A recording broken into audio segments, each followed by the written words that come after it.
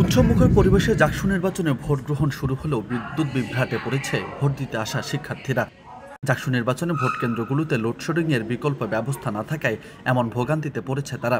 এতে ফোনের flash light জ্বালিয়ে ভোট দিচ্ছে তারা। খোঁজ নিয়ে জানা গেছে বেশিরভাগ কেন্দ্রেই নেই লোডশেডিংয়ের বিকল্প ব্যবস্থা। এতে ভোট কেন্দ্রগুলোতে ভোট দিতে আসা শিক্ষার্থীরা নানা অভিযোগ করছে।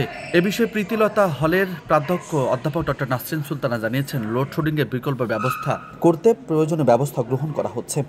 ইলেকট্রিসিটি ওয়েদারও ভালো না, তো আসলে সেন্ট্রালি কোনো এই বিষয়ে কোনো স্টেপ নিয়েছে কিনা আমি এটা বলতে পারবো না। তো আমরা ইমিডিয়েটলি আপনি দেখছেন যে মোমবাতির অ্যানেন্স করেছি, মানে আশা করি সমস্যা হচ্ছে না, আমাদের সাপোর্ট আছে, সমস্যা হবে না আমি আশা করি।